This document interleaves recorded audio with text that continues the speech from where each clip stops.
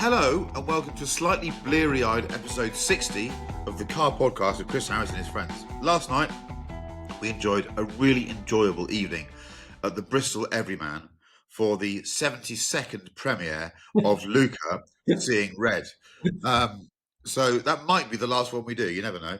But it was a really, really lovely evening in my hometown. I've woken up very bleary-eyed, full of the cold. Everyone else had to drive for hours and got back at 3 in the morning, 2 in the morning, and the roads were closed. So if we're a bit slower than usual, I do apologise. Let's kick things off with, a nice easy one to start with. What did we do in cars this week? Let's start with Chris Cooper. Just before we start, can I just say, we had a really lovely time last night. It was, and the film will come out hopefully a bit more. It was really, really good, and the people of Bristol were lovely. Chris's hometown, Bristol did the film and Mr. Harris proud. It was really, really lovely. Episode 60 also represents the return of Finlay as the producer. Brilliant.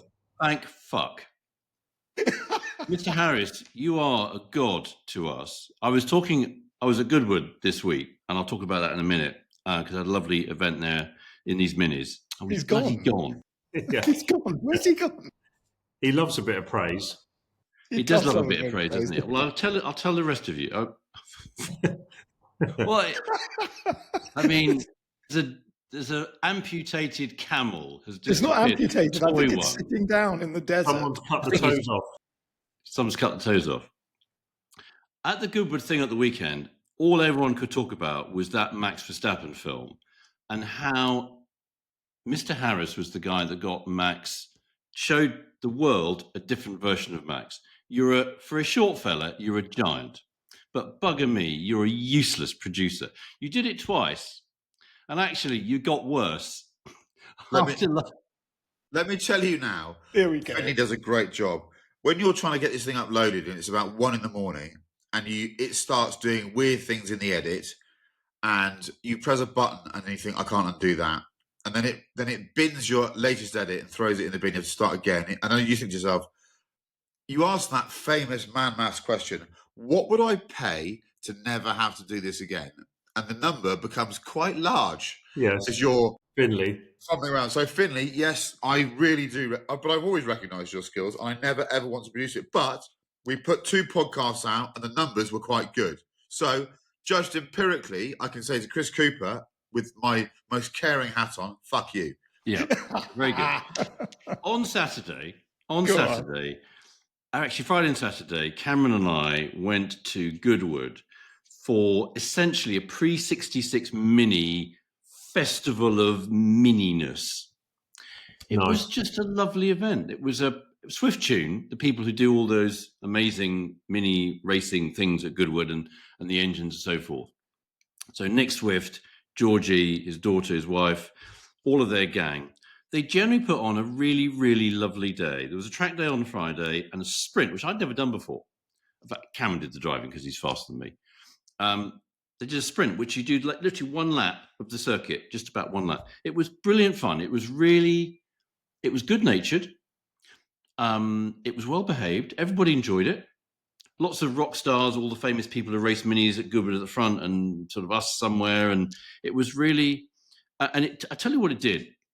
It reminded me that you don't need to have the GT3 RS to enjoy a track. There you go. You best not have one. It's better without one. And you don't need to have rear-wheel drive. You can have front-wheel drive. Those things sideways in rear-wheel drive cars, those things. So in the drive, those things never point forwards. Nope. It's extraordinary.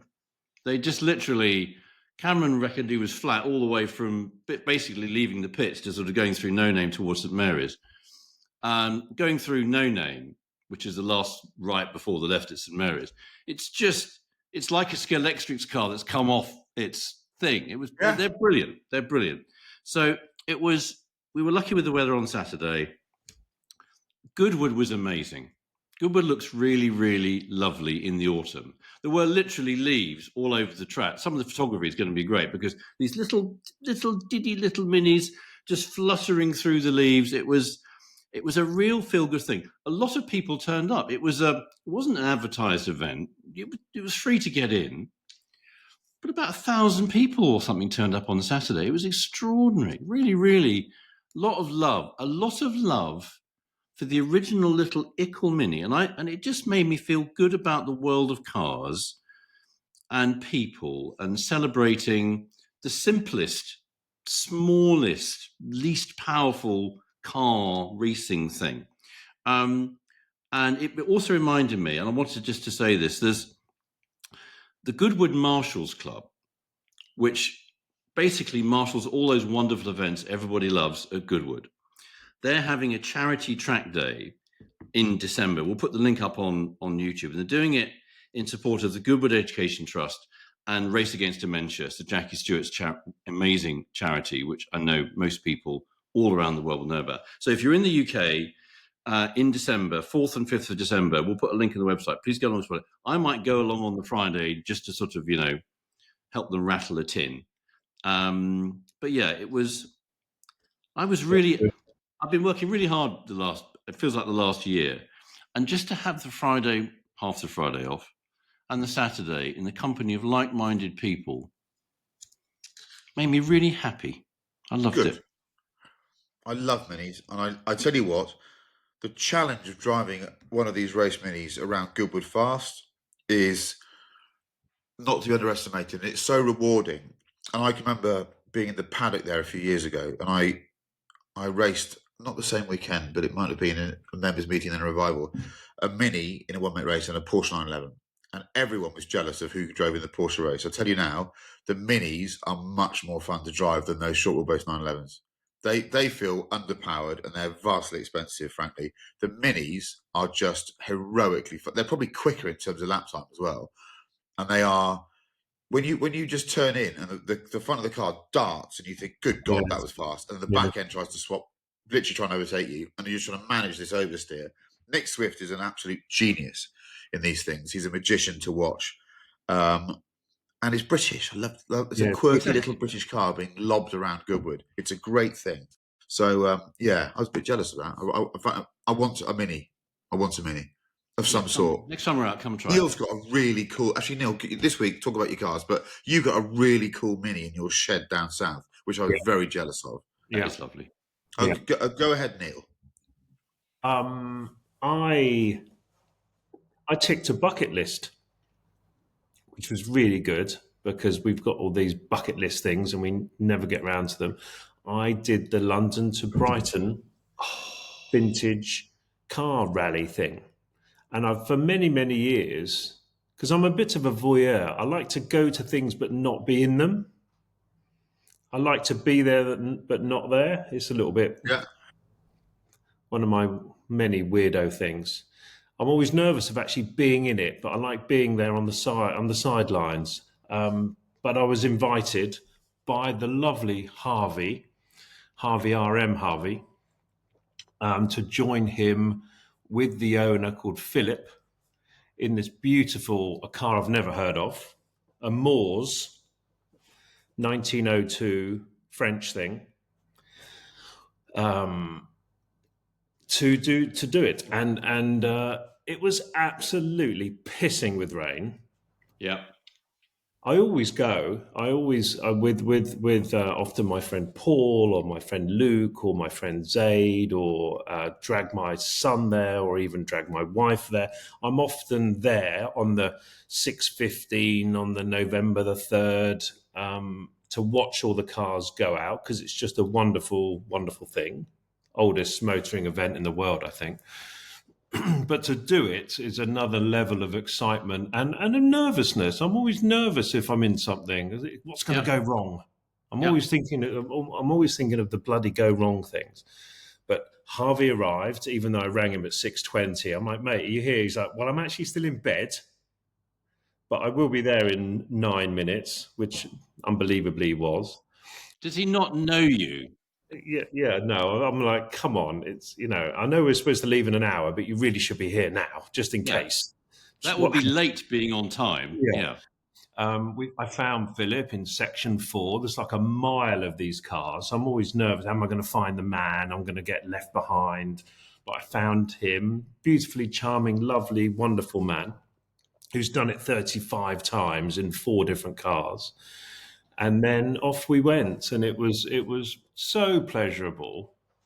I wish I'd have sort of videoed the whole thing. You know, you're always like, shit, why didn't I bring a little camera so I could film it?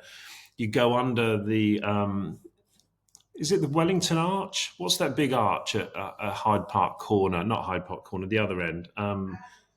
Admiralty Arch. Wife shouting in the background. Thank you. You go. Yeah, you go along the mall. You go round Nelson's Column thing, whatever that is, Trafalgar Square. You go down 10 Downing Street. Well, obviously not down Downing Street, but that bit. You go across Westminster Bridge. You see Big Ben. And you then have sort of 15 miles through sort of London, absolutely pissing it down like, oh my God, if it's like this for the next 6 hours, this is going to be interesting. Brixton, Streatham, Purley, Croydon. And actually the sun came out at Gatwick, which is sort of 2.5 hours later. And actually, that's a phrase that's never been uttered before. I was just about to say the same thing. That's the name of my 3rd album. The sun came out at Gatwick. Yeah, I mean, what a shithole that place is. Bless it. Hasn't had any cab expended it. So I was going there with Dan Air in 1977 to Benidorm. But the amount of people that line the streets, the sort of joy on everyone's faces, the camaraderie between cars, bikes, there's about 20 blokes on penny farthings, and actually they're in the lead. I saw that. I thought there was some sort of little motorizing in them, but they were actually powered by this poor little person perched on the top. They're the fastest. The penny farthing guys basically get there almost first. Because you think it's very difficult. We might talk about Satnav later, but when you have no idea, particularly if you're doing it for the first time, what time you're going to get there. Are you going to get there at 11, 12, 1, 2? I had no clue. And we were probably top 10% when we arrived in Brighton. And we arrived about 12:30, 1:45. We left at 7:15. It's quite a long way when you're going 15 miles an hour. You have a lovely sort of pit stop at Crawley where they give you sponsored by Cars, the go-to people for moving cars around the world. Little sausage sandwich, bacon sandwich, cup of tea. It was just wonderful, and I would highly recommend it. If you ever get offered, I think it's a life thing, isn't it? If you get offered something, do it. Could we ask the nice people who listen to this, who have the lovely cars? Don't be offended, but if somebody has a penny farthing they'd like me to ride, no thank you. I'd love to do that. But steam-powered motorbikes, for fuck's sake. Who knew that existed? I was going to say, what was yours powered by? Was yours powered by coal or artifacts stolen from the colonies? This is obviously where my very thin knowledge of most things. But it was a 4-cylinder, normal petrol car, and actually quite talky. You felt like you were sort of cracking along, be it that you're going at sort of 17 miles an hour, but you're overtaking a lot of cars. But there's who would have thought there was electric cars in 1900? And you imagine at the time when they said, you know what, those electric cars are good, but we've worked out that there's this liquid that you put into a car, and you don't actually have to charge it up because you just fill it up with liquid and off it goes again. It's an amazing invention. There's steam. There was, coal-powered cars with fire in them driving along. I mean, was a bloke on the back on the footplate with a tender, keeping the coal going. I mean, just a great event. I'm very appreciative of Harvey, RM, the RAC Club, Philip. And it's one of those things, a bit like, when Chris, Mr. Harris, introduced me to the TT, and you're like, shit, I've actually got to do that now for the rest of my life, because that is a very, very special thing. I can't actually miss that now. That's a thing in my calendar. Can I ask one question? Yes. Are you now keen to buy one of those types of vehicles? Harvey with the sharpest pencil in the box when it comes to trying to wind a car into people. He's just slightly ahead of Matthew Beard. He was like, well, we should buy one now, Neil, shouldn't we? You know, let's go half each. You know, it's 25 grand each. We can, you know, you haven't got to buy these expensive, because some of them are like, I don't know, 500 grand, million quid. They look exactly the 5 million quid one looks exactly the same as the 30 grand one. And this was Mercedes before it was Mercedes. It's a Singer or a Simca, and you've no idea what these things. I've got no knowledge of sort of pre-1930 cars whatsoever. But it's just great, and thank you, and I really enjoyed it, and I'm going to do it again. I'm jealous. I want to do it. So we should all do it. We should. If you want us to do it, write in the comments. You four should do it in a car. Manish, what have you done in cars this week? That just has given me a little idea, because do you remember the film Genevieve, which was about the London to Brighton race? It was made in the 60s. Gorgeous movie. Very, very. Do you think we could do an occasional Chris Harrison Friends movie night? Because I bet you we can talk to the everyman and have a racing movie with our chums. If there's a 4-seater cinema, I think that's possible. Yeah. No one else will want to come, Manish. It'll just be us. Oh, can we imagine? I'd love to see Le Mans. I've never seen Le Mans on a big screen. Have you? Yeah, I think it's a good idea, actually. Grand Prix on a big screen, Genevieve on a big, just something that's vaguely car. I'd love to see. What was it? Is it not the mechanic? What's the getaway driver with Ryan O'Neill? The driver. One. The driver. Oh no, that one. Yeah. Yeah, that one. So I'm just saying, don't you think that would be a lot of fun, actually? Yes. Yeah. What did you do in cars this week, Manish? Okay, so Mr. Harris is a very, very happy, very emotional moment. Gave me a call and said, RM are going to be auctioning in a sealed bid Senna's McLaren MP46, the one that won the Brazilian Grand Prix in 1991. It was a centerpiece in the movie. I remember watching it as a medical student and not having the time to cry my eyes out, because at that time, the BBC used to start a Grand Prix about 10 minutes before and finish a Grand Prix about a minute afterwards. And the race was running a little bit late. And I have to say, Chris said, look, you and I will just introduce the car. We'll talk about it for about half an hour after they take the cover off. So off we went to the very ritzy, forgotten the name of the hotel. The Peninsula, to the very ritzy Peninsula. Champagne was flowing. I felt on top form until they took the cover away, and then I could almost not speak. I've never, ever, ever been hit with emotion like that. Well, just once, when they unveiled Lola at Rorkeys, when they dramatically took the cover off, and I thought, oh my God, that's my car. It's really weird being dumbstruck by an inanimate object, because you're not really being dumbstruck by an inanimate object. That object is animate. That's as close as I have been to my absolute hero. Just the closest I've ever been to the greatest moment, in my opinion, of his life. And I know I'd said it that evening. For Senna, there were two really important cars. The one he won his world championship in, the MP44 from 1988, where when he passed the start-finish line at Suzuka, he had an experience where he felt God. That's what he said. He felt, he saw God. And the other one was winning in Brazil. And the second of the two was, for me, just almost more, it was almost more incredible, because it took 3 years longer. The number of times Senna got close to winning in Brazil and crashed or lost this gear or did that. And the heroism with which he kept it together. He basically started to lose gears, and he drove he had gearbox problems for the last 7 laps. And he drove the last 2 laps holding the car in 6th. It's a manual gearbox car with a V12 engine, and he's holding it with his right hand. It was brilliant, because Chris put his head in the car and went, Manish, that's a proper sort of H box.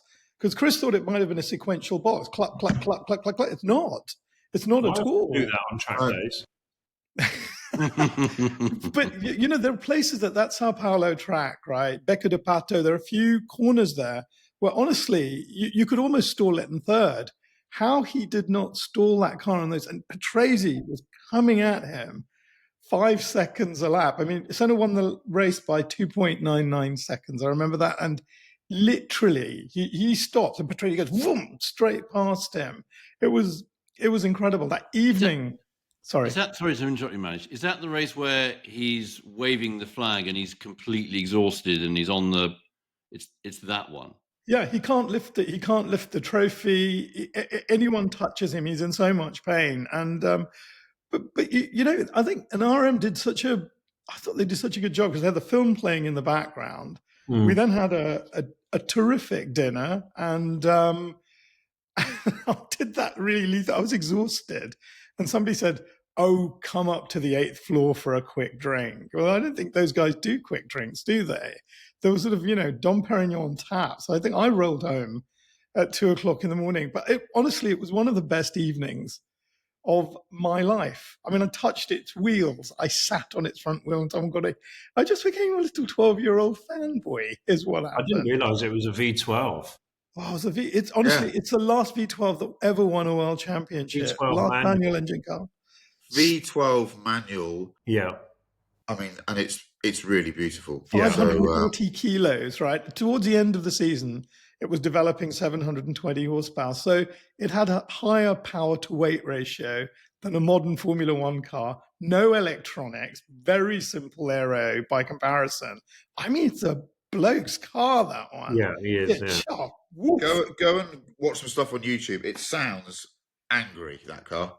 Is that the car that there's that famous interview, isn't there, with Mr. Honda about that time? It might have been that car where he's interviewed by somebody in a very earnest fashion to say it's amazing the tradition of Honda and horsepower and from the 60s and where you are now, you've developed this extraordinary engine.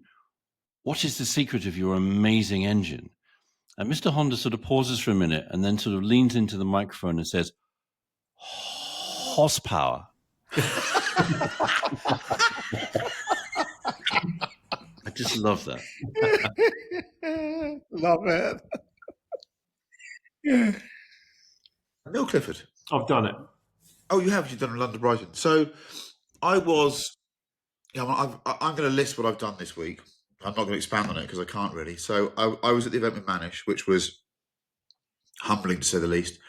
We're quite good at wrapping off each other. But when the covers came off, we just sort of stood there and went, no need to talk about this really. We'll just all stand and look at it. There was silence in the room. It's an object of some presence and beauty. And when the covers came off, we just sort of stood there and went, gibber, gibber, gibber, gibber. Manish was eloquent as ever, but for me, it was just noise, I'm afraid, Manish. You told stories that were on point, were relevant, and people didn't know. But I was just looking at this object thinking, a human being made that, or several human beings, that's remarkable. If an alien species arrived and I was asked to present to them an object that demonstrated how clever we were as a species, I might give them that. You know, it just real presence, so simple as well. Just a simple shape designed to penetrate the air and go around the track as fast as possible. Just the steering wheel had 5 buttons on it. You know, red, yellow, green, blue, and then there was a little speaker button. That was it. That was it on the steering wheel. But I had to leave early, and then I had to get to Spain. So in the space of, I think, 14 hours, I stood next to Senna's Brazil-winning McLaren MP46, to then sitting in the driver's seat of McLaren's chassis number 28 McLaren Longtail F1 GTR. So I've had a bit of a McLaren week. So all of you at Woking, thank you very much for making these cars, because you do have a legacy that sometimes lives in the shadows of that particular Italian manufacturer. But we must never forget that McLaren is our Ferrari. We don't spend enough time celebrating them, I think. Absolutely remarkable vehicles. So I've driven a Bugatti Bolide. Videos to come, opinions to come. That nearly broke my neck, it's so fast. An LMP2 car, a Carrera GT, a GT1 category Porsche from the late 90s that I never knew existed. I've had one of those weeks that I can't really get my head around. So thank you to Clausen, who invited me to drive these cars. There's lots of videos coming. Amazing. It's just been absolutely remarkable. But the F1 GTR, the noise that car makes is very, very difficult to explain. Very difficult to explain, I have to say. Just magnificent. Great colours on that car as well. Oh, Yeah. Yeah. Talking of McLaren, and it's interesting, isn't it, how the thread of McLaren has become so much more vibrant, particularly given their current success. On Saturday at Goodwood, I bumped into again the lovely Piers, who is the chief operating officer of McLaren Racing. Is a lovely chap. He's got a historic Mini as well. He's an engineer, that man. He's got a actual pre-66 engineer. Mini, and he was racing it as well. We had great fun. He's a lovely chap. And so he runs the factory. He makes the whole organization work, including trying to win this year, constructors, which they've done, well done, the drivers, and run everything to make sure they've got a car that works next year. And then in the middle of the season, between two Grand Prix weekends, he said, I'll go down to Goodwood. I mean, they're just amazing people. So it was lovely. Well done, Piers, for getting your car out and going very, very well. It was great to see. we were down at the Ascari circuit, which I first went to in 04 or 05, I think. I have to say, there's something about being in a sunny climate in early November in racing cars or nice road cars that makes you think I could do this with sun in my life. I think we're better with a bit of vitamin D. I do. Yeah. It was a sensational few days. I also drove my Integrale back from GP Classic Customs, who did that incredible interior. I mean, what a machine that is. Videos to come on that. Why have I not had a proper Integrale before now? That car is sensational. Getting the old agenda up here. Oh, 4-car London Mews garage. Where to begin? I'm going to go to Manish here because he's our most metropolitan member, so he'll understand the requirements of the 4-car London Mews garage. I read this and I thought this was just one of the most beautiful topics I think we've had in a very, very long time. London Mews is a magical thing. It's something you stumble upon. You don't know about these. You think you've lived in this area. You think you know where the sweet shop is and where your Waitrose is.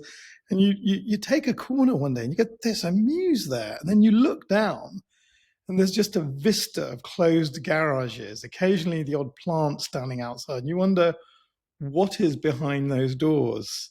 People have a drawing room and a garage at the same level. That's what a London Mews is. And I whenever I see one, and they're always impossibly narrow. And I think these things start to define what could possibly live behind those doors. And the other thing about London Mews, many of them are actually workshops. There are people in there who are fixing cars or cleaning cars or storing cars or rebuilding cars.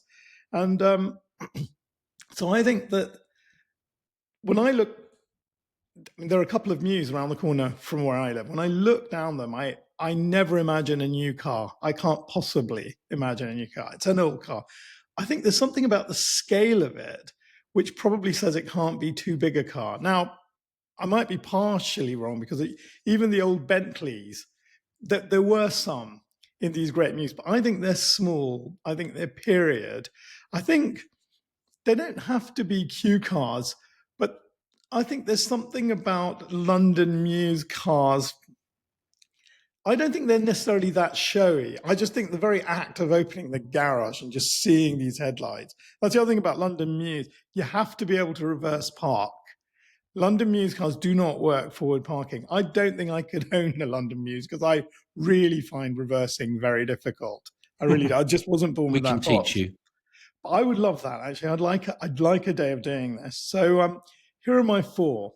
And at first I thought, well, they have to be British. And then I thought, no, I don't think they do have to be British, but they have to be cool. They have to be completely cool. You're basically Batman, aren't you? You just go into your London Mews in your suit, and when you come out, you're in a car with your driving gloves and your leather hat and your goggles. So these are my 4. It's got to be an early, 64, 63, 64 Lotus Elan in mustard yellow. It has Nice. to be small and light and pop-up headlights, the whole thing. Series I 1. think, Series 1 I think of you that. have to Yeah. have a Mini Cooper. I just think you have to. In period Mini Cooper. Then there's something that I'm a bit in love with, and it's not British, but I would have an R107 450 SL, deep green, black leather, pointing 107. forwards. Yeah, the 107. And my last one, I think you do have to go Italian, and I think it has to be an Alfa Romeo Giulia with some extra little fog lamps on the front in red, say 69, facing forwards. That is my London muse. Something for everything. This just makes me want a London Mews property, because actually the way you described that so beautifully, Manish, they were properties made for car nerds, weren't they? They were made for us. They should be our dream properties. It's the property within which the car is given equal status to the human being. Which is odd, really, given they're all in London. I know, mad. Okay, so let's go to Chris Cooper. Well, I've got 5, obviously. The outlier. I just think you'd have an i3 BMW. Good shout. I think you'd have an i3 BMW, but so that's kind of like, that probably wouldn't be in the Muse. That's the but I one think you'd have parked outside the Muse. basically, yeah, exactly, Yeah. because it's small. It's not. Manish has absolutely hit on the theme here. There's something about footprint. So obviously, most of my cars don't fit that criteria. Yeah. Some of them do. I think I'd have. It becomes quite personalist, doesn't it? And you sort of get a bit nostalgic about the cars. When we first grew up, I mean, I grew up as a rural simpleton. I still am a rural simpleton before you all chime in. So the idea of London when I was growing up was very, very, in the days before the M25, or indeed colour television, trips to London were really, really exciting. My family then, we lived in a little village called, I mentioned this before, Pluckley in Kent. And we'd quite often drive England's most haunted village. Still, I was in Pluckley earlier this year, and people still talked about the ghosts, 7 official ghosts. So trips to London were really exciting. And we quite often drive up in my mum's Fiat 126, my dad and my brother and I, in this Fiat 126. And we'd be driving to Heathrow Airport all the way through London to Plain Spot, basically. Fiat 126? We had a Fiat 126, which would have been late 70s, early 80s. Yeah. Fiat 126. Red one. Tomato soup colour. To Heathrow, to go plane spotting. That's pre-M25. Oh, yeah, absolutely pre-M25. Yeah. So you drive all through London, and you'd get through to sort of towards, and you see glimpses of these streets, the cobbled streets, that lovely sort of sweep as the cobble sort of went, and thinking, one of those? Yes. Yeah. Wow. I put that in a ditch in a snowy day once because I realised that you could overcome understeer by doing a clutch dip. But I hadn't realised quite what a brutal dynamic effect a clutch dip would be in a rear-wheel drive car with a swing axle. The dynamic effect is instant. So it luckily didn't go on its roof, and it did end up in the ditch. We had to get it. Anyway, that's a story for another time. So the first car I'd have a Kingsley Cars modified Range Rover Classic. 2-door. I think 2-door. Okay. I think 2-door.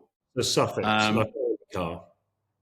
So there's a picture, the clip that Chris, you shared with us a few weeks ago. I just think I drive up that road past Whitney and I must pop in and go and have a look at it. I can't afford them, but I just think honestly, I love that stuff. They are geniuses. These are so desirable. Carry on, Chris. Yeah. Sorry. There has to be one of these. I'd have a Caterham 7. Of course. I just think on a Sunday morning in period, you could just go, if you're going to have a Caterham 7, have a silly one. So I'd have an R500 Evo, the K-Series engine car with 230 horsepower. Chris, That'd I be could see wonderful. you being Patrick McGowan from The Prisoner in that. I am You come not a out of your number. news house in a suit, you drive down White, just cool. That's just I'm a cool free on a man. Sunday morning. They're You are a always free man. they're always 30 grand. There's always two on piston heads, and they're always 30 grand. They are. Actually, they're getting harder to find now. I must ask Andy Noble, who used to be the sales marketing. He runs that wonderful place, Sevenson Classics, in the paddock at Brands Hatch. I must do, otherwise I'll never do it. I would have a there's got to be something just extraordinary, and I think it would be a 458 Aperta. Oh, Because it's still that slightly smaller footprint. It's the last Luca car. It's, we could do a premiere of your film, Manish, every week, and I think we'd enjoy it more. Last night because it's about the third one. I think fourth, the third one you guys done, second, Yeah, third. we've done. Yeah, Neil and I have done. And the idea was we'd go and those guys. We all introduced it. We thought we're going to have a bite to eat. So we stood at the side of the cinema, the auditorium, which is lovely, Everyman Bristol, just at the steps at the side, and we just stood there watching it, and it's like, oh shit, we're supposed to get something to eat, and we watched a third of the film. So we had a very, very quick, lovely meal in the restaurant across the road. 458 Aperta just feels more and more right. The last one, that Bentley event that I very fortunately was invited to at the Duke of London last month, was Joe and the Juice. Bentley brought along some of their recent heritage cars, and they had the very last Azure T. oh. I just dribbled at that What all colour? morning. What colour was it? That's really embarrassing. I think it was silver. Silver with a red roof, I think it was. So those are the 4/5 I would have. They're lovely. Can we just do this question every week? I Yes. really like this one. Neil Clifford. I'm going full on fucking billionaire strategy here. I'm not messing about with these 69 Alphas for 25 grand. See, I thought about that. Let's hear yours. This is an interesting theory. Yes. Well, this is basically the ticking clock in my body, this question. This has been a question for me, obviously not mews and all that, but what would you do scenarios with budgets scenarios of cars from age 5? Forget counting fucking sheep to get to sleep. This is what I do. In 1975, what would have been 7 or 8, and you got the torch under your duvet with top trumps, and you're pretending you're in bed. It was, or sleep. It was, I don't know, £50,000. What would you do? So I'm really well versed at this shit. I could do one every single week, and I'm lucky enough to know a few people that sort of live this life, and it's a really, really good life having a mews house in London with 4 cars with an electric lift that goes down to a basement. We should all work harder because it's fucking really cool. So what would I do? You've got to have one pretty car. I think Manish is right about the vintage thing, although I'm not doing all vintage. You've got to have one of those cars that is loved by men and women. And they often, that's a bit rarer than you think that. Because men can go, oh my God, look, he's got a LaFerrari. And I think often women who are more discerning and more sort of better at judging human beings, he's a bit of a tosser with the LaFerrari. So I think you've got to be really careful. The cars that win that, for me, 356 Pre-A Speedster. Just the most gorgeous little Swiss watch car. Not a bad angle in it, super chic. You got the whole sort of Steve McQueen thing going on there, or 300 SL Roadster with hardtop. You could go Gullwing, but frankly, Gullwings, you probably can't lift the doors up in the bloody mews, but also, unless it's 18 degrees, you're too hot in the bloody thing and it's a pain in the arse. So you go Gullwing with non-matching colour hardtop. So it's a gunmetal Roadster with a black hardtop, Yeah. and green leather. Then you've got to have a Ferrari F40. It's such there's an hour debate Yeah. with Ferrari, right? But I'm going. I was going to go Laugh, but my fourth car will mean I don't need a Laugh, so I'm going F40 because it's just as iconic as they come. Lifting up an electric door on a little spring morning, just as sunrise coming up, and there's a F40 there. You probably can't beat that. You've got to have a McLaren F1. If you're worth a couple of billion quid, you're just an embarrassment if you haven't got a McLaren F1. Completely. There's a dude that's got 7 of these lives in that world. So one's enough for me. One's enough. Probably chic silver. Not the race car. You just have the road car, whatever it's called, the GTR or whatever. Or maybe it's not called a GTR. Maybe that's the race car. I'm never sure. Just the rest F1. It's F1. Yeah, F1. And then, as Chris Cooper said, you've got to have 5 because you've got a Range Rover outside to get you down to the your house in the countryside. I can't even decide this one. Am I doing a 959S with one mirror? Oh, Right, red, white wheels. Yeah. Am I doing Singer DLS? But I'm not actually. I'm doing 918. I'm doing because the electric driving out of a Mews in electric mode in a 918. You found a PTS one in Germany. It's Brewster with chocolate, or it's non-metallics, whatever that Sea Island bloody blue is, or whatever with red leather. You've found a very, very unique 918, and the electricness of 918. And then as you get up onto the Edgware Road, you turn on the engine and off you go up to Bicester for a coffee or something. So this is my, forget books. This is my dreaming. This stuff I just do this every single day of my life still. yeah. I agree. There's so much within this. So I want to be disciplined and keep to 4 cars. And already I'm there going, right, one of these cars has got to double up. It's got to do 2 things. So if you actually were living like this, you might have to end up having 2 new cars, which you don't want to do because you need one car to drive around town in, and you need one car to strike out when you leave town. And having the same vehicle do that would be difficult because, to take Chris Cooper's example, I believe a BMW i3 would be brilliant, but I don't want to drive that out to my place in the Cotswolds. Yeah. Exactly. So do you have a storage unit somewhere near Heathrow where you get out of town, and the moment you've got out the M25 around there, you can stop, dump that little thing and go, well, that was fine, but I don't want to drive it all the way to the Cotswolds. No, you're not going to No, do you that. can't.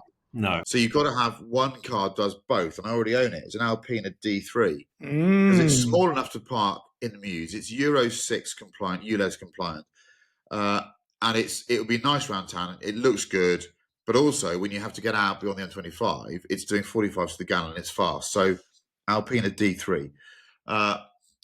Then you're just. We all have a different version of how we imagine ourselves in the Mews property. But this, I just cannot extinguish images of Peter Sellers in my. I just see Peter Sellers on a Sunday morning opening the doors, 275 driving out, and I see cobblestones, and I see white doors that creak a bit, and a bit of paint sort of flecks off them when they open. I love the imagery. I love Manish's description of you don't know they're there, you stumble across these places. He's quite right. So it's got to be more old than new. I would say Alpina D3. I'm going to go and duplicate Chris Cooper. I think a Caterham is perfect. They're narrow little places. They're not easy to drive cars in. If you want to maneuver a car anywhere near it, you're not going to. So Caterham, absolutely. I want something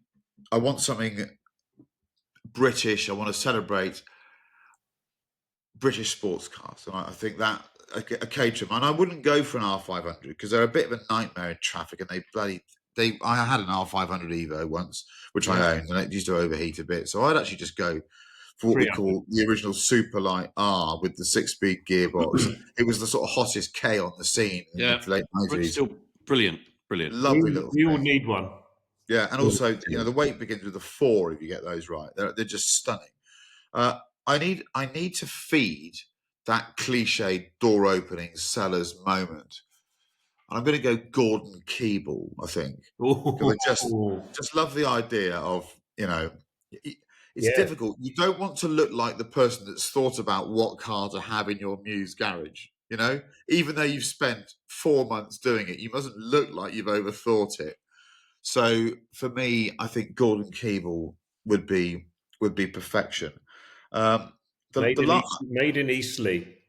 Yeah, the last one isn't a car; it's a Aprilia Tuono, because again, space is at a premium, and the motorcycle is the way forward around town. I don't want a sports bike because I don't want to be. I'm too old and fat to have my wrist getting knackered by a full-on sports bike.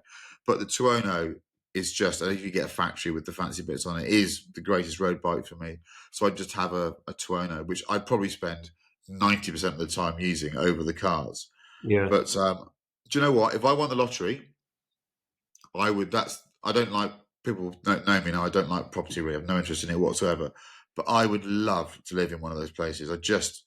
The idea of without going up or down stairs in London to go to your car. It's the property that prioritizes the motor car. They're just made for us, aren't they? Yeah. Do you think we could find a street, a mews, that's got 4 houses with 4 car garages in it? I'll stop you there. That one of us would murder someone else at some point. We need some distance, but yes, I do. I understand the concept. Yeah. We could then share our toys. I was thinking 16 cars.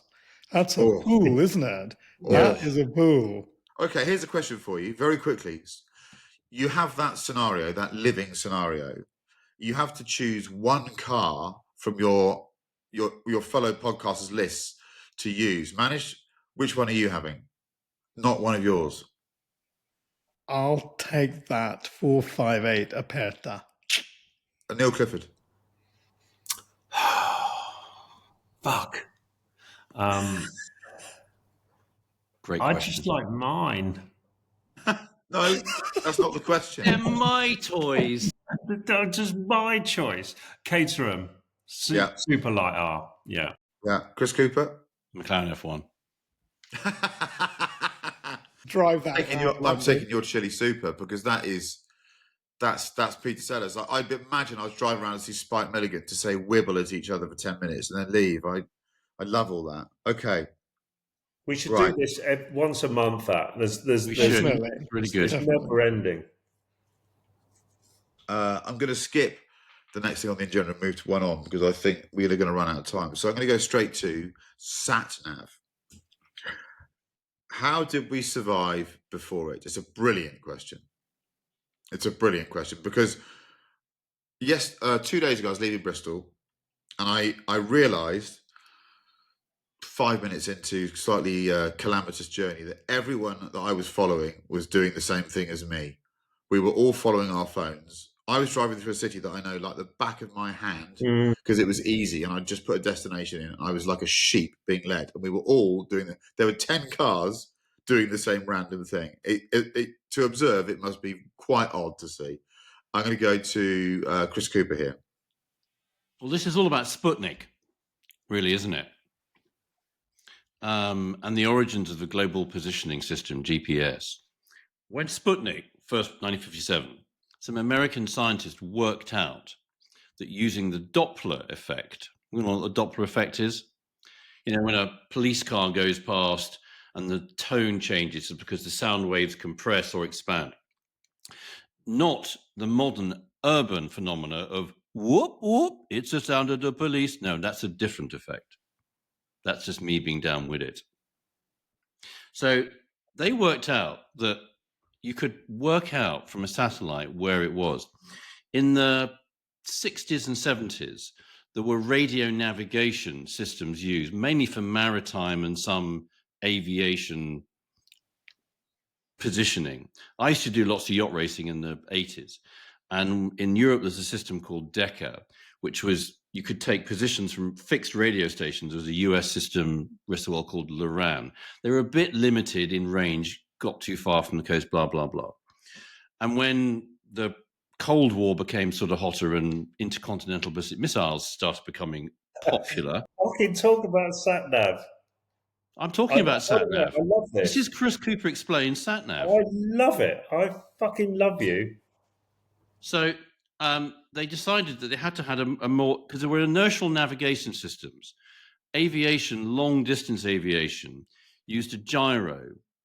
Gyro is the same principle as a motorcycle wheel going, when motorcycles are going very, very fast, that's why the ride's standard, because the dynamic effect of a wheel rotating very, very fast creates massive stability. So when you put that in an aircraft, as the aircraft moves physically, it creates a pressure against the gyro. So if you measure those movements, you can work out where you've been going. It's a sophisticated form of what's called dead reckoning. Dead Reckoning was the film, the Mission Impossible film.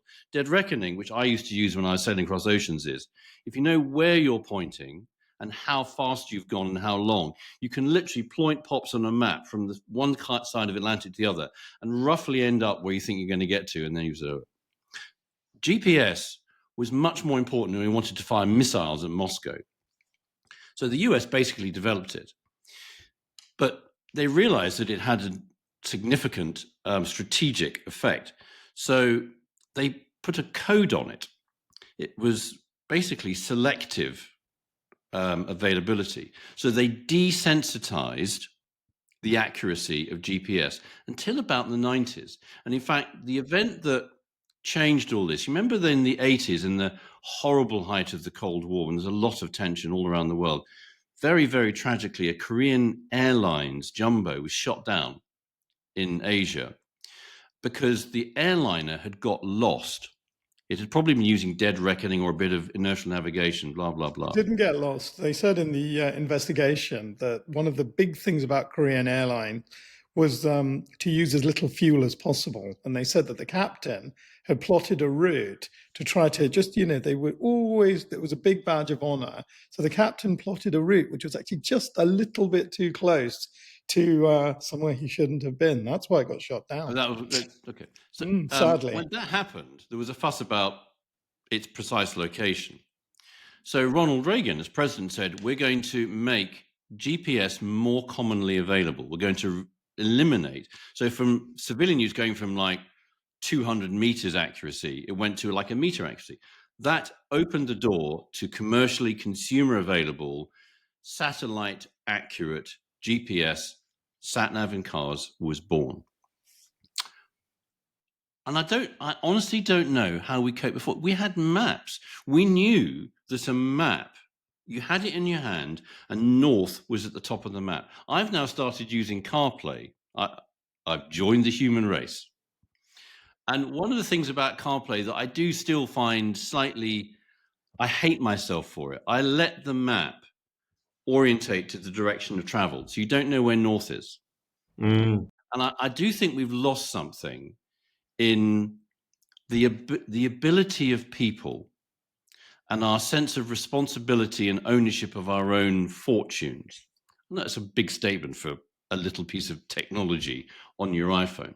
But not knowing in a car where north is. I remember I was meeting somebody in London years ago, and they were driving down the A4, and I wasn't quite sure which way they were going. So I said, on the map in your little screen in your car, which way are you going across the screen? Are you going from left to right? And are you going east? Or are you going right to left? Are you going west? I said, no, I'm just going from the bottom to the top. And I thought, no, I know somebody who's orientated their map so it's not facing north. They're dead to me. Can you imagine him sitting down at a business meeting and saying, which way is north, please? North has always got to top of that. So I'm torn on this because for lots of good reasons, Satnav has improved the world. And yesterday I had to go, I drove from here in the office up to Banbury, and then I had to drive somewhere between there and Swindon. Then I went to Swindon to try and see Matthew, but he wasn't there. And then I drove from there to Bristol. I had to navigate all through Bristol to a couple things in Bristol.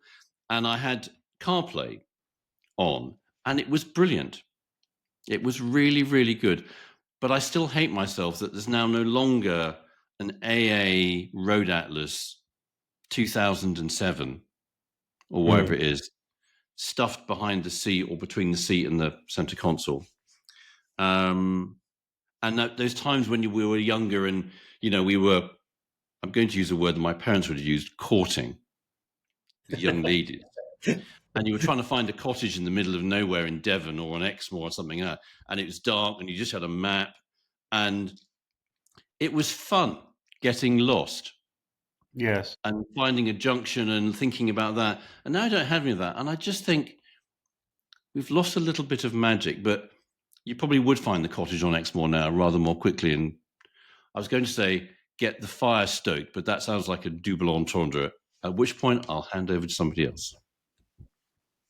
That was wonderful, Mr. Cooper. Wonderful. I feel like recording that. You can go do that at the Edinburgh Fringe under the title "I Digress." So Neil Clifford, Satnav, how do we live without it? Oh, I've got such an erotic horror here because it's so bloody useful, isn't it? But I so hate it. It's like it's really tricky because I try sometimes. It's an addiction. Forget sugar or coffee or alcohol or cocaine. I mean, Satnav. No, but it's almost up there, isn't it? Because I leave home before anyone else, and there's no traffic on the road. I know exactly the way I have to go, but I put the sat nav on. I would feel a bit nervous if I didn't, and I think they've created. It's true. It's a bit like, I don't know, the addiction of social media or the addiction of many things. I think it's created by the sat-nav companies or the phone companies, I'm sure, as an addiction. It gives you an anxiety if you don't use it. And every single day, I put, Salvino, and it's, I leave at 5:22 and I get there at 6:10, and it's exactly the fucking same every day. But I put the sat nav on, and I'd sometimes force myself not to do it, and I'm a little bit anxious. What if the M25 is closed? The 1 in 100 time where I haven't used the sat nav and the M20, and I'm trapped. So it is a safety net, but I'm annoyed by it as well. I try to outdo it. I try to cheat it sometimes. I tried to test, particularly ways when I deliberately know there's another route, and it will tell me to join the M25 from the A41 and go round to Junction 6 and down the M1. And I'm like, you bastard, I bet you're lying to me. I'm going to go through Watford. I'm going to go down to Junction 5 and I'm going to look at the time. And it sometimes says from 6:22 to Salvino, it changes to 6:18. And I'm like, you bastard, you were lying to me. Someone is deliberately taking me the wrong way because, for whatever reason, to use more fuel. Is it funded by the petrol companies secretly so they can make more money? Or is there some advertising? They want to drive me. I get all these sort of bad thoughts about maybe Satnav is controlling us. So it's a big thing in my head, this. But of course, if you are finding the Cornwall cottage, or last night when the bloody A361 was closed and I was so dead, I drank 2 cans of Red Bull and I still ran out of puff that I had to get my wife to drive the last hour, bless her. And frankly, she should be in the RAC rally. She's bloody much better driver than I am. We had to go right across Exmoor. We would have been a bit fucked without Satnav. So it's a really, really tricky one, but I think there is some sort of, it's slightly sinister, and we should try to, once a week, don't use Satnav.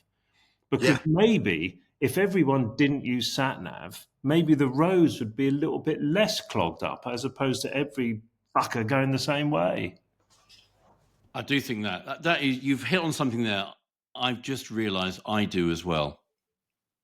I know where I'm going, but I want to know that it's okay and what the ETA is. And you play the games to say, can I get the ETA down a bit, up a bit, or if I go that way?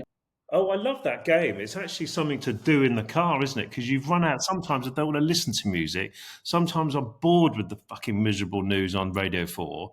I just play with myself. That's probably not what we want to say. I play with my satnav. I play with the little time thing, which of course you have to keep within the speed limit. But it says 6:22 and I arrived at 6:19. I won. I like that little game. Manish. I have no sense of direction. I mean, I literally have no sense of direction, and it's not been correctable. I can live somewhere for years, go away for 6 months, come back, and cannot find any roads that I used to, have 20. just can't. I remember actually when I was at university, if we went out of college, I had this friend. He's now an eye surgeon, and we used to go to lectures every morning together. First 4 weeks. You came out of college and we just turned left and you end up at the medical faculty. The first time I didn't go to lectures with Rick, I turned right and ended up in the economics faculty. There's no call for that. It took me, the thing is, I almost had to walk into an economics lecture to realize how wrong I'd got it. Like no dead bodies, no pictures of livers, just graphs everywhere and a bunch of proto-bankers as far as I could see. Anyway, the point is, I could not drive before the sat-nav. It was actually quite, you'd go on the road and I'd have OCD, road sign checking disorder. What I would do is you'd have to get your A to Z out before you went. I'd work out pretty much where I was going and then write.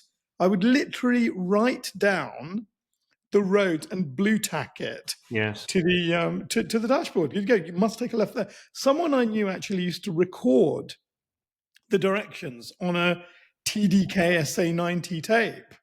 Go down there and try to almost time it. Go for 1 minute along there. Play it. Yeah, they'd play it. It's brilliant. You used to be able to go to the AA if you're doing a long journey. They'd print you out the directions. Oh. Yeah. Do you remember that? There was a man that would do it for you. They still sort of have it on it's on their website. They still have the automatic version of that, the route finder. We can print it out like paste notes. Manish, you've just come up with the most important piece of consumer advice I think we've ever provided on this podcast. Use SatNav, otherwise you too might end up in an economics lecture. I swear. So the thing about modern sat-nav, as you say, it is very compelling. You can go on a journey that forwards and backwards, but you feel compelled to put it in there, and you are looking at it, whether you like it or not. That's the other thing it does. You're looking at it. When I picked up Lola, they were shocked to see, because she has such a deep dashboard. The one thing I bought was an iPhone holder for on a very, very long arm. It's like it's a 1 foot arm, sticks to the dashboard, comes out. My iPhone sits in there, and I had to have an extra USB built in it. 1 foot, so that the phone wouldn't run out of power. When I'm using it as a sat nav. I mean, it's that vital. I would put, in fact, petrol and sat nav, but perhaps not even in that order in terms of importance of driving. I mean, it's just so scary. If you'd asked me honestly to frankly find the everyman at Bristol yesterday without a sat nav, it's an impossibility. I just keep very stopping. true that. But it's an addiction, and we need to try and shake it off when we know where we're going. Why do they lie to you? I mean, I think that's a really good question. You're driving. The worst thing is you're driving and you do know a route, and you've got your sat nav, and it says suggested route 1.4 seconds faster if you turn left here. That never works. You can do it, aren't you? Last night I was going into Bristol, and it said, "Oh, there's Waze, I think. Oh, a new route that will save you 7 minutes." So you click on it, and the fucking time doesn't change. It's tricking you. Yeah. Lying. Lying. Yes, it's lying. Lying to Rage you. Against the Machine.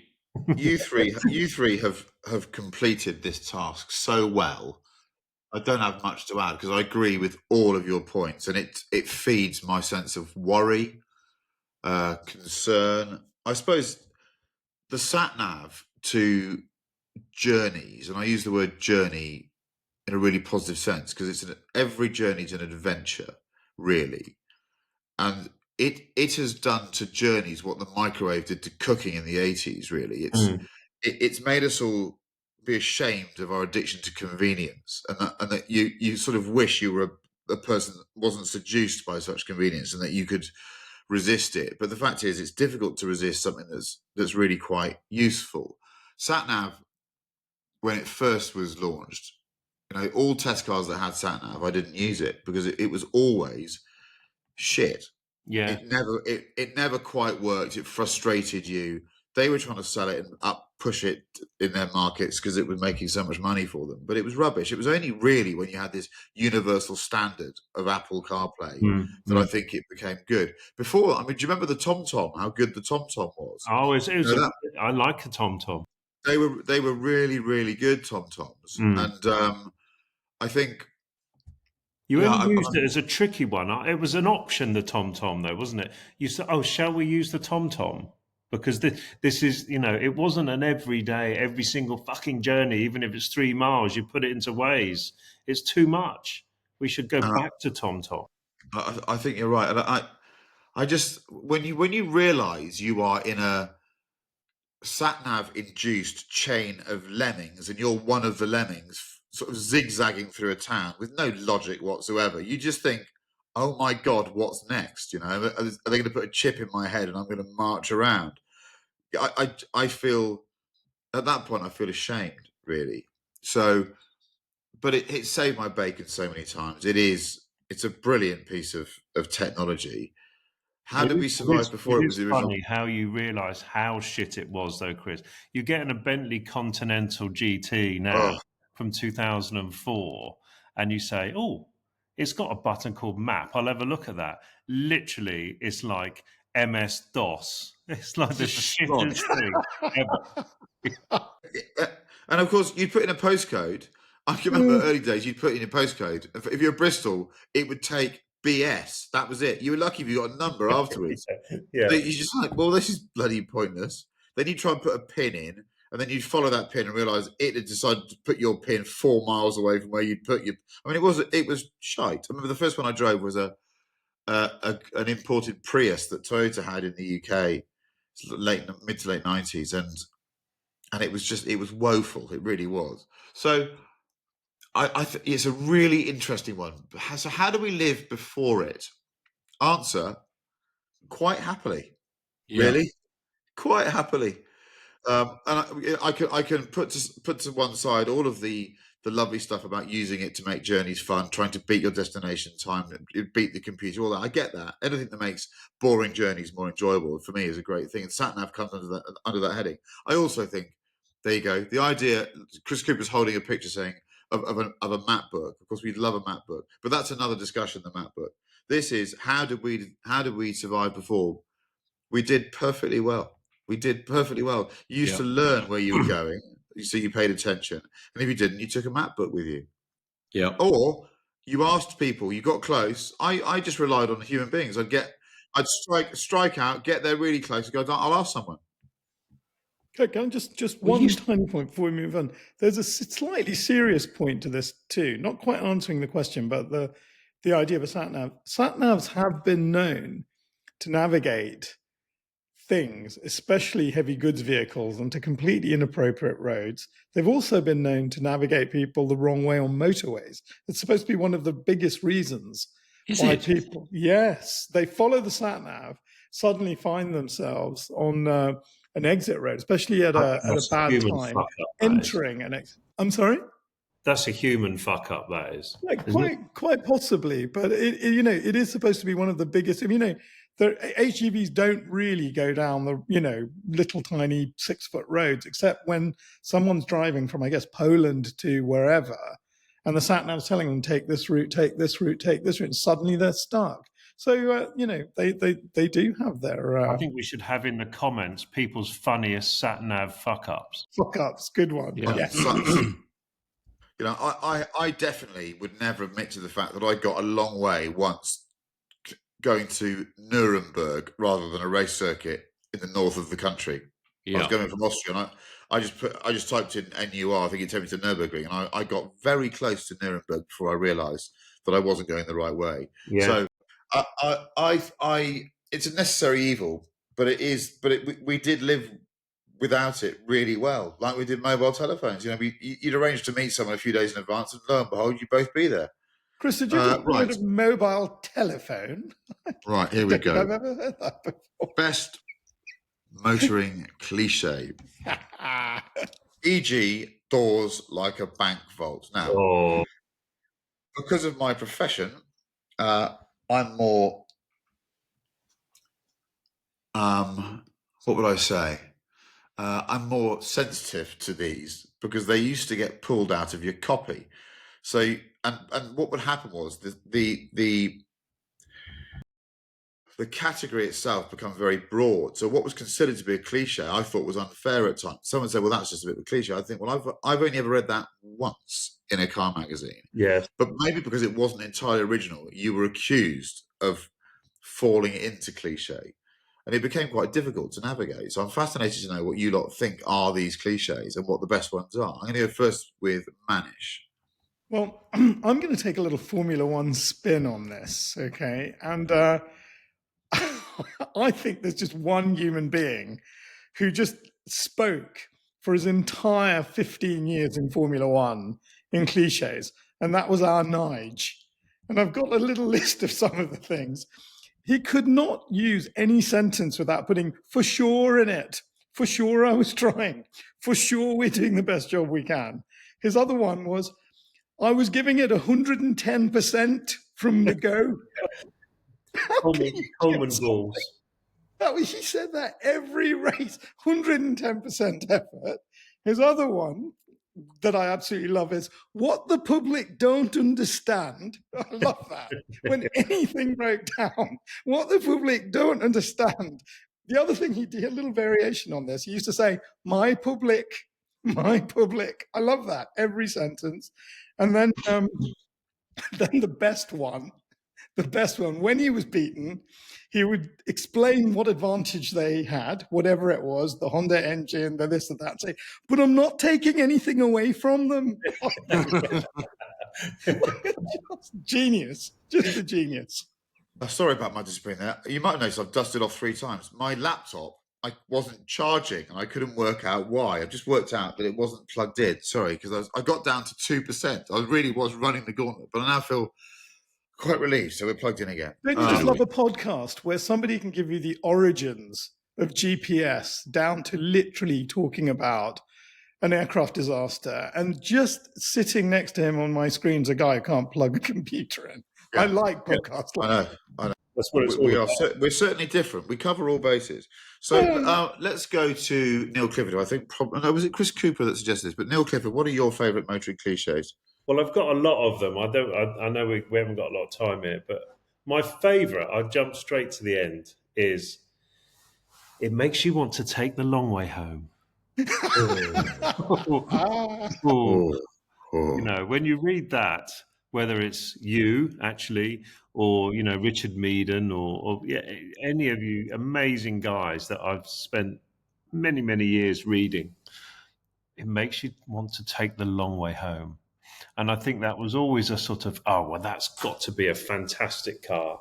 The rifle bolt gear shift in a Honda. It's true.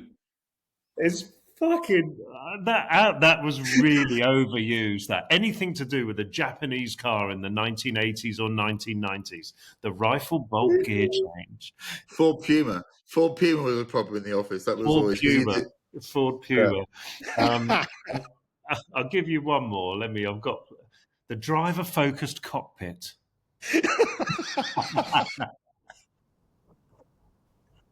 BMW. Whenever you got a BMW, I'll tell you why. The cliche is is one of the most abused things on the planet, because more often than not, the cliche has emerged because it is the best way to describe something. Exactly. So they're totally worthwhile. And the answer to anyone that's been accused of falling into cliches is say, well, you find a better way of describing that, a more efficient way of describing that. So they were always quite worthy phrases. I mean, the ones that I used to hate were Neil's hit the nail on the head as usual, was to describe certain parts of the interior of a car was really difficult because you'd brush over them. You'd have the 5-page road test in Autocar. The 3-page road test was the small one. The biggie was the 5-page road test reserved for the big guns. But you try describing the way that buttons are dispersed around a dashboard, and without saying, well, everything falls easily to hand. And as you write it, you realise if you submit that copy, you'll probably get sacked. I mean, that falls easily to hand, I think, was the ultimate sin. But I can remember sitting in the car and thinking, ultimately, everything does sort of fall easily to hand in here. Yeah. So let me find another way of describing that. So what you would find, and maybe this is the most pernicious side of the cliche, is that to avoid falling into cliche, people would write even more bobbins because they weren't trying to describe something. They were thinking, my primary aim here is to not be accused of cliche. So they'd come up with even more ridiculous phrases. And you read it and think, what you've done there is try not to write falls easily to hand, and you've written something even more ridiculous. So it was a bloody minefield, really. So yeah, Chris, that was replaced by that beautiful word, wasn't it? Intuitive. The display, it's intuitive. Yeah, there's an amazing episode of The 12th Man. We might discuss that on here, which was the Billy Birmingham spoof cricket commentary tapes from the 80s and 90s. This guy called Billy Birmingham. It's a bit cricket, this, but he could do impressions of all the famous Australian cricket commentators. And he's brilliant. Look him up. So he'd do Richie Benaud, Bill Lawry, Tony Gregg. Anyhow, these commentators had their stock phrases, which were cliches. And there's an amazing episode where Bill Lawry and Tony Gregg are told you can't use that phrase in your commentary, to come back to what you said about Nigel. They'd have their stock phrases, and every time they're about to say one, they have to try and you hear their thought process trying to avoid it. Straight off the middle of the bat, straight off the meat of the bat, Tony Gregg's trying to find another way of saying it, but he can't. No. Because it's his phrase. So my response to this is we should celebrate cliches because more often than not, they're the best way to say something. Yeah. Chris Cooper. Well, I chose this because, for all the reasons all of you said, because when we were little and Dad had a Ford Consul or a Ford Granada, we didn't know what cars were like. We wanted to believe that cars were amazing.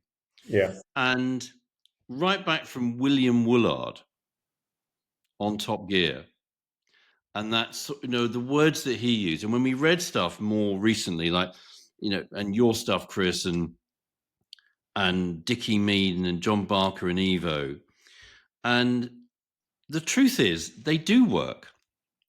And when you got to the fortunate position of being able to drive a Caterham 7 or a Porsche 911, you wanted to know, is that actually how it feels? And it was true. And the doors like a my favorite is doors like a bank vault. It just conveyed. That was just red. That was red pen straight through it, and the note would be, "Don't be so lazy. Rewrite it." But it's true that when I was fortunate enough to be able to not quite afford a 911, everyone buys a 911 when they can't really afford it. They don't wait until they can afford it. It happens before that, and it did with me. And I had a 993 C2S. It's a couple of years old. Tiptronic? And say again? Tiptronic? No, it was no.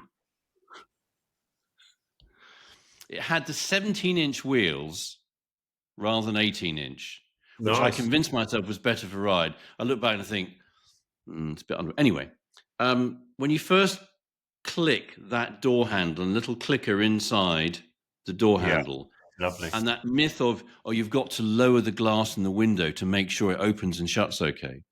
But when you first shut that door or even open it, yes, I've never opened a bank vault door, but that's what they feel like. I just think this is sort of it's a bit of a thank you to all of those motoring journalists who did help us. And that's the power of what That's why we all loved car magazines, Yes. because there weren't moving pictures. The pictures themselves weren't great. I mean, printing wasn't wonderful in those days. A lot of them were just black and white pictures when we were growing up in magazines. But the words and that rifle bolt, falls easily to hand. That sort of. Rifle bolt is only the second best one. No one said the best one yet. I'm sorry to tread on your toes there, Mr. Cooper. You go for, okay. What's the best one? There's only one that I know would result, I think, in a warning letter from your employer straight away. Can I guess? Corners on rails? Can I give you one? Oh, bastard. I was going to say corners on rails. Corners on rails. Form follows function from a design perspective. Oh, that would be okay, actually. You get away with that. More than a sum of its I'll give you a clue. No, I'll give you a clue. It's to describe a particular type of power delivery. Okay. Pulls like a freight train. No. It's specific to torque. Stump pulling torque was the absolute no. Because I can remember, I once wrote it and a sub-editor came over and said, when was the last time you pulled a tree stump out? I was like, yeah. But hands up, who has pulled a tree stump with a car? I have. But if you wrote Autocar when I was there between 90, whatever it was, and 2002, if you wrote it has stump pulling torque, you were just asked to leave the building. It's true. If you've tried pulling a tree stump with a car, you need literally stump pulling. It was just literally red card, see you. So, yeah, lots of fun there. Okay, right. Let's go back to our agenda. Right, we're going to do our two-car garage. We're a long way into this, aren't we? Sorry. Yeah, this is a long We're one. doing an extended version. Perfect. Two-car garage. Stump pulling talk. Telepathic. Do you know what? Steering. A lot of it. The other thing about the cliche is when did something become a cliche? The point at which it does is never defined. But I know that Car Magazine, from that golden era of Car Magazine, was guilty certainly of creating what became cliches, because they invented these phrases that everyone went, that's the best way to describe that, and all you did was copy it. That's what happened. Okay, definitely. I'm sure Ronald Steady Barker wrote "stump pulling talk" once, and everyone thought, "I've never heard it described like that. That's brilliant." Well, 6 years later, when every other lazy motoring journalist has nicked it, it becomes a cliche. Yeah. Okay, you're 21 and just passed your advanced driving test. You adore cars and driving. It's your happy place. You adore track day. You've done the Palmer Sport driving day 3 times, and you are always in the top 25% around the track. You might well be the next generation Chris Harris. Your granddad sadly just passed away last month at the ripe old age of 92. He shared your passion for cars and raced a D-type in period after the war and dailied an XJS coupe until he died. He left you all his premium bond savings of £44,000, but he insists you spend it on just 2 cars. They have to be British is the only rule he set you. One engaging, reliable everyday car, ULEZ compliant for work trips, plus a hard-topped track day machine for honing your racing and competitive driving skills. Do your granddad proud. The squealing that has come from reading this one from a particular corner of the podcast, because he thought it was too difficult to find a car that fitted within the criteria, has been most amusing. I won't say who that was, but it's definitely kept me amused. Manish might be pointing at his own face. So let's go to Manish first and see whether he managed to solve the problem. I thought this was really difficult. There were so many constraints there, not just financial. I think it was the word ULEZ I didn't like. That just technically ULEZ means 2006 onwards. It's a tricky thing. And then it's British. Well, it does depend. Anyway, we've gone on long enough, so I'm just going to tell you, okay? The one that he's going to daily, that's going to make his granddad really rather proud, how you can get this, is there's a beautiful 2003 Jaguar XKR convertible for sale by auction in that beautiful metallic green, okay? And I found out that you can ULEZ these things for less than £2,000. You can get a converter, they'll remap your thingy and they'll put a new exhaust on. So that's what I'm doing. I'm buying that at the auction. I'm spending a couple of grand ULEZing it. That's the single cleverest thing we've ever said on the podcast. I did not know you could do that. You Yes, just you can. changed a lot of people's lives. You get a new exhaust and they remap your ECU and you are ULEZ. So don't say we're not informative. How do you get that? How do you get that done on your V5 so that when they zap you on the camera, they know that it's not a 2003, it's actually a special clever car? Well, presumably they modify whatever they let them know. I don't know, but you are ULEZ. You are ULEZ on this car. And I found a couple of people who do it because I found this very tricky. Very clever. Thank you very much. Thank you very much. And That my changes track, everything. it could do. It could do. We all know people can remap. We know people can give you a new exhaust. That's what you do. And then my track car. It's funny, Mr. Cooper was at a little mini event, but it's this beautiful 2010 Mini Cooper. It's got a lovely hard top. Yeah, it's and a good choice. It's that WC50. I think there are about 100 and Yeah, no, that's a really good 200 choice. and whatever of them, and I think you can get that for the right sum of money. And they are my two cars in this 2-car garage. I don't know what the problem was, Manish. You've done a great job. Thank you very much. Great job. Neil Clifford. Yeah, I wrote this, and I was trying to be particularly tricky around the coupe track car because otherwise we'd all choose a fucking Caterham, wouldn't we? Yes. So we're trying to put a little bit of variety into our. You said hard topped. Actually, you didn't specify a number of doors. I said I can't remember. ULEZ. The thing about ULEZ, if you buy a car that's pre-73, it's ULEZ. Yeah. Oh, yes, the other way around, of course. So actually, I'm ignoring the sort of 2006 or whatever, all that annoying bloody stuff on the real ULEZ thing. I'm just going old. If you got an old car pre-73, it's ULEZ. You're not paying anything. So, and because my granddad raced a D-type, it's got to be a Jaguar. But you do want something that's a little bit, you want those Mark 1 Jaguars or Mark 2 Jaguars. They are fantastic, but they're unreliable bloody things a little bit, or my experience of them, particularly on the electrics. So I'm buying this 1962. It's actually in the auction. 1962.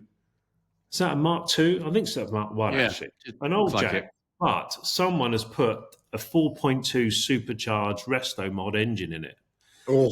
So you've got an old-looking chic car that would work very well in a Mews, but also it's going to start because it hasn't got those bloody carburetors and the shitty Lucas electrics that's going to catch fire if you're not bloody careful. I've been down that road, and then really tricky. Again, I'm staying British because obviously he said British, didn't he? We've got to be British. Yeah. For Grandad and the premium bonds. So I'm going mini, actually. You're right. And I think, Mr. Cooper on his track day got me very excited. I'm going mini. There's tons of them on Car and Classics, of which now I can't find any of them in my photographs. But I found a lovely red, semi-tracked, an original mini. It's set up for rallying, set up for track. It's a red car. I'll find it when we do the filming, and I think it's only about 15 grand. So we've got loads of money to buy another car when that Jag blows up and it gets written off, which I'm sure will happen because that's what happens to old bloody Jaguars. But thank you, Grandad. It's interesting this because it's, as ever, you've got to read these quite carefully, haven't you, Chris Cooper? Because there are little avenues you can explore and exploit, which I quite like. Chris Cooper, what have you exploited in these words? Well, I really like this. I thought it was a number of criteria you can put on a graph, and you can sort of fit. That's the one that Neil just put up, his red mini. So the Jaguar bit, I also spotted that. So I think the daily would be this 2006 XJ350, 3 litre, but it is. I think it is ULEZ compliant because it's 2006. So there'd be that one, and then I think the track car, that was quite interesting because the bit I particularly liked was hard topped. Yep. It doesn't necessarily mean No, it doesn't. You're right. a fixed roof like a coupe. Oh, here we go. So that allowed me to choose that Lotus Elise, which has a hard great top. cars. Yeah. I So never I really think got on with the looks of the Mark II, but I think it's probably a better car, isn't it? Oh, it's a better car, but it doesn't look as good. No, it doesn't look as good. So the Elises actually might be on the brink of selling in the auctions by 10% on Friday. The Jag will have about 3 days to go. But both of those are on the, and I think both of those together would go just about within Grandad's very kind bequeath of his premium bond savings. I like all of these. I would say that there's some lovely words to exploit here. British is an interesting word here, because I agree with Manish that, you know, the Mini that you chose, that's a German motor company, but it's built in Cowley, so it's British built. it's British. So I allowed myself to run with British built. Nice. There's one car that I deliberately searched. I didn't do this very often, but I searched for one of these to see if I could find it. It's totally out of my price range, but I'm choosing it anyway because ultimately I'm allowed to. So Frank Sitner's operation actually built some Alpinas. They did. Back in the late 80s. They were British-built Alpinas. They would get the kits over here and assemble the cars here. So they are British-built. That's cheeky. That's They're British-built Alpinas, right? So I found a B9. It's a brand new car. Oh. It's a load of money. It's 54 grand. You're not going to get it for £44,000, but there's a good chance you could probably negotiate a deal on that car, and it's absolutely stunning. It's for sale on Car Classic, and it's just opal green, one of 70 cars made by Alpina for the UK. It's just my chance to tell the audience that they once built Alpinas in the UK. That's all I've done that for, and I think my learned colleagues will allow me a little bit of leeway to share that information with people. I think that's important consumer advice that people know that they were British cars as well. And I've gone to Banish. I've just gone for a Mini John Cooper Works, which, you know, that looks a lot of $6.5 grand. Reminds you that the latest Mini doesn't look too good, and you would have so much fun in that car. That's a great car. I think those two, and I'm not dismissing the value of that Alpina, because I think the guy that's selling it has spent 9 years restoring it, and I'm not trying to say it is worth 44,000. What I'm saying is, we need to know about that car. Someone needs to phone you and negotiate a deal. That is, look at that thing. Yeah. Oh, wonderful. That's the winner. Yeah. Right. So let's move on to a bit of music. Manish, would you like to go first? Yes, I've been listening to lots of Beatles. I don't know why, but I'm going through a Beatles phase, and the track I would most like to listen to when I start Lola up this weekend is Back in the USSR. What a rocking tune. That is good. Oh, I've been listening to it on the best of. Sorry. It's the White Album. That's a great album. Neil Clifford. You know when you're really tired and you're trying to keep your wife awake and she's trying to keep you awake because you're keeping her awake, and it's 1 o'clock in the morning and you've got a diversion across fucking Exmoor. You're listening to music that you can sing along to, and even sometimes have to put the windows down to keep yourself awake. And I found a lovely track, New Order track called Run Wild. Never a single. It's at the back end of one of their albums. I think the album's called Substance or something, or maybe that's the best of New Order. Run Wild, New Order.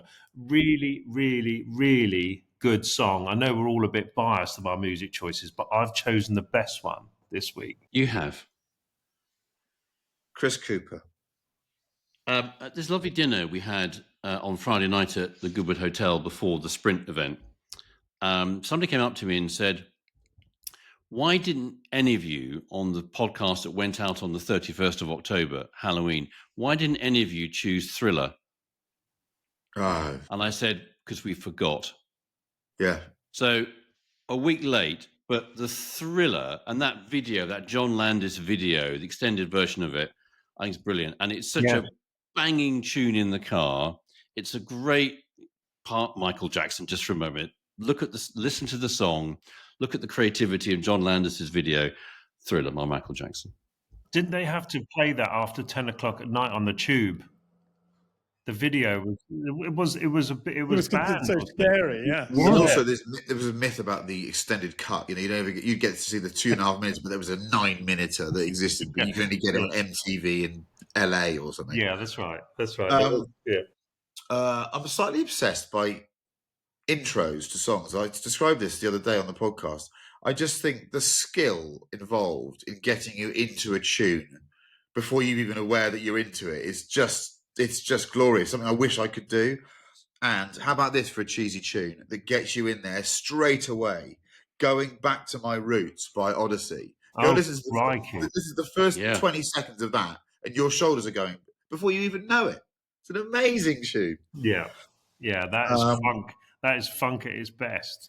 It is really good. Manage a bit of housekeeping on the Everyman dates, just to give another push that you wanted to do. Yes, please. Thank you. So you will have a chance to see the film, although it is now starting to sell out in a few cinemas, on the 10th and the 12th of November. So that's next Monday and next Wednesday. Lucas Seeing Red will be on almost certainly, not completely certainly, but almost certainly at an Everyman cinema near you. And this will really be the last two before next year when we get a real idea of its distribution. So if you can get to see it on a big screen, I really would, because we may not get a wide distribution in the cinemas, in which case you'll have to watch it on your plasma screen on some streamer. And this one, mostly for Mr. Harris's brilliant interrogation of the greatest car boss of all time, but also for Mr. Pinto's beautiful music. It's really worth, and Robin Fox's beautiful photography. It's really worth seeing on a big screen. It's stunning. I'm not sure we've said this before, but it is quite a good movie. Oh, thank you. It is quite a good movie. But there's a bit to it. You can go back and watch it a couple of times because these two do talk about some special stuff. And when you see it on a big screen, you always notice a little bit more, little nuance here, little nuance there. Proper OCD car stuff, this.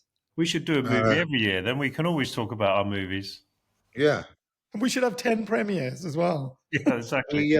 We actually... Garage Mews houses. Because we've seen it a few times. We introduced the film last night, and then we ducked out, had some food. So I want to give a shout out. I don't do this very often. To Pazzo, Pazzo. The ex Bianchi's guys. Who they delivered. How good was that food last night? It was very good. White Ladies Road in Bristol.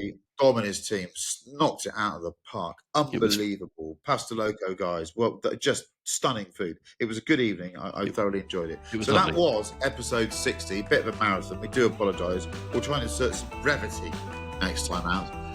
Have a lovely weekend.